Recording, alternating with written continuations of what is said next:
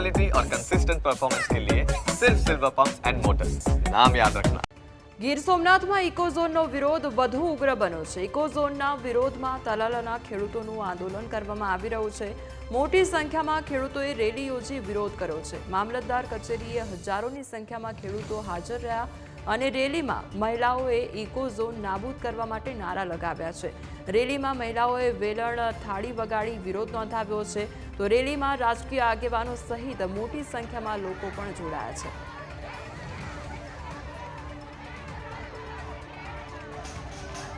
તો મહિલાઓ તેમજ જે ગામના લોકો છે તે પણ આ રેલીમાં જોડાયા છે અને બેનરો સાથે તે લોકો દ્વારા વિરોધ કરવામાં આવી રહ્યો છે। બીજી તરફ જે મહિલાઓ છે તે થાળી અને જે ચમચીઓ છે તે લઈને નીકળી પડી છે અને તે લોકો દ્વારા થાળીઓ વગાડવામાં આવી રહી છે અને વિરોધ નોંધાવવામાં આવી રહ્યો છે।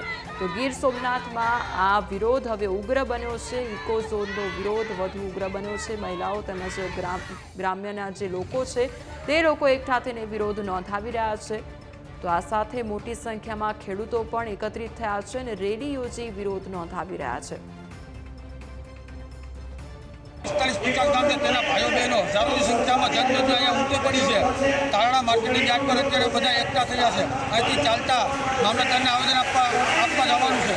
જો આ કાયદો નાબૂદ કરવામાં નહીં આવે તો આવનાર સમયની અંદર ભૂખ હડતાલ કરીને પણ અમે લડત આપશું। જીવ દેવા તૈયાર છીએ પણ જમીન કોઈ પણ જગ્યાએ અમે આપવા તૈયાર નથી। જે આ કાયદો છે તે સંપૂર્ણપણે રદ કરવામાં આવે।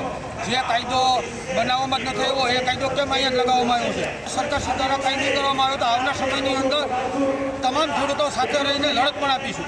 આજ રોજ ઇકોઝોનના કાળા કાયદા વિરુદ્ધમાં ભારતીય કિસાન સંઘ દ્વારા લોકોના સભા યોજી। આ ઇકોઝોનના નામે કાળો કાયદો ગીરની પ્રજા ઉપર ઠોકી દેવાનો એ ક્યારે પણ ચલાવી લઈશું નહીં અને આજ રોજ અમારો વિરોધ આવેદનપત્ર આપી અને દર્શાવશું અને અન્યથા આગે જો સરકાર દ્વારા આ કાયદાને રદ કરવામાં નહીં આવે તો આવનારા દિવસોમાં રસ્તા રોકો આંદોલન, જેલ ભરો આંદોલન જેવા આંદોલનો કરી અને સરકાર સુધી અમારી વાત પહોંચાડવાનો અમે પ્રયત્ન કરશું। સરકારને કેવું છે કે થોડી શરમ કરો।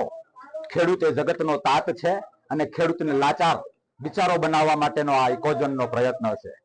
સિંહોની અને પ્રકૃતિ બચાવવાની કોઈ પણ અભ્યાસ વગરની વાર્તાઓ કરીને 196 ગામ ઉપર રાક્ષસ વૃત્તિ, રાક્ષસને પણ સારી કેવડાવે એવો આ કાયદો અને ખાલી 60 દિવસ આપીને કાયદાના જે શા માટે એનો લાભ શું એ આપવામાં એનો બતાવવામાં સરકાર નિષ્ફળ ગઈ છે।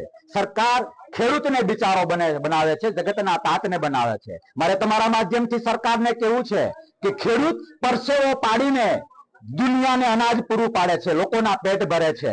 એ ખેડૂતને તમે લાચાર અને બિચારો બનાવવાના પ્રયત્ન કરો છો। સરકાર દ્વારા 196 ગામમાં ભારત સરકાર દ્વારા ઇકોઝોનનો કાયદો લાગુ પડ્યો છે। તેમાં અમારા મેંદરડા તાલુકાના 21 ગામ છે અને આજે આ 21 ગામના ખેડૂતો આવેદન મામલતદારે આપવા આવ્યા છે।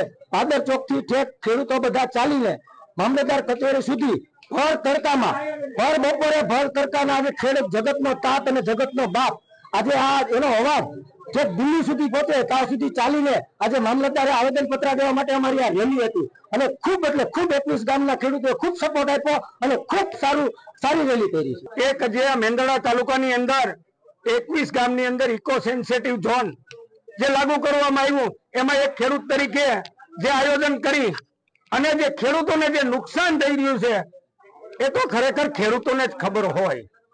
આ ઇકો સેન્સિટિવ ઝોન આવવાથી જે એના નિયમ પ્રમાણે ખેડૂત પોતાનું ડ્રિલિંગ ટ્રેક્ટર કે જેસીબી નહીં હકાવી શકે।